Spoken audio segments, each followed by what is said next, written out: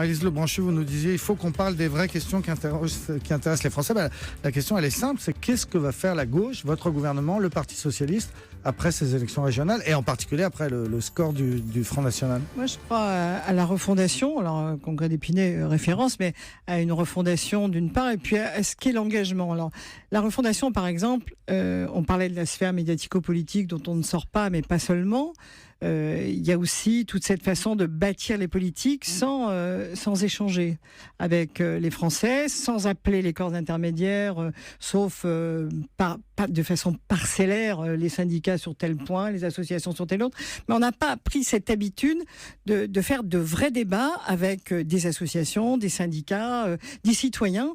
Moi, j'ai un exemple que je disais, dont je parlais avec le Premier ministre la semaine dernière. Vous voyez, il y a un dialogue en ce moment entre l'État et les départements sur le RSA, revenu social d'activité. On sait tous que sur les minima sociaux, les Français s'interrogent. On sait tous que les Français parlent de fraude au RSA, mais on sait tous, nous, non. Personne ne sait, ou presque personne ne sait, que 40% des personnes qui pourraient prétendre au RSA n'y prétendent pas parce qu'ils ne le connaissent pas.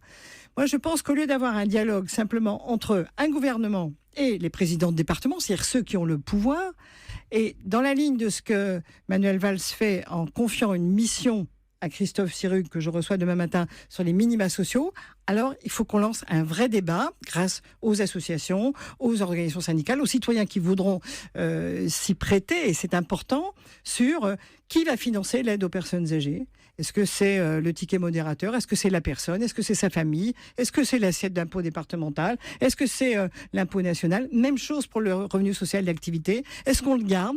Est-ce que c'est important que les gens aient ce revenu? Comment on le contrôle, mais aussi comment on le finance? Est-ce que ce sont à nouveau les départements, comme aujourd'hui en grande part, une petite part de l'État? Est-ce que c'est... tout ça, ça mérite débat. Ça mérite débat. On ne conduit pas le débat. On a eu le défaut de discuter entre nous sans en appeler au fond à un vrai échange avec les citoyens. Or, moi, je me rends compte que tout le monde a une personne âgée dans son entourage, ou presque, quand on les a pas tous perdus, malheureusement.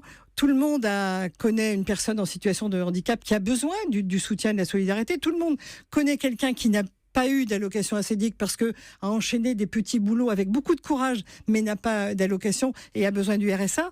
Mais qui le finance? Et c'est là où je me rends compte que quand j'interroge les citoyens en porte-à-porte, ils me disent « Ah, ça doit être la CAF ». Mais la CAF, c'est qui?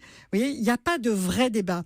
Nous avons un vrai modèle social et républicain sur lequel les socialistes, avec d'autres, doivent réfléchir en disant « Est-ce que c'est un bon modèle ?» Sans aucun doute, c'est un amortisseur de crise. Et pourtant, plus de 6 millions de personnes vont voter Front National. Donc, c'est qu'on n'a pas réussi à conduire ce débat, refondation, puis engagement des personnes. Parce que dans les associations, dans les syndicats ou ailleurs, souvent c'est « qu'est-ce que tu fais pour moi ?» Mais qu'est-ce que tu fais pour ton pays?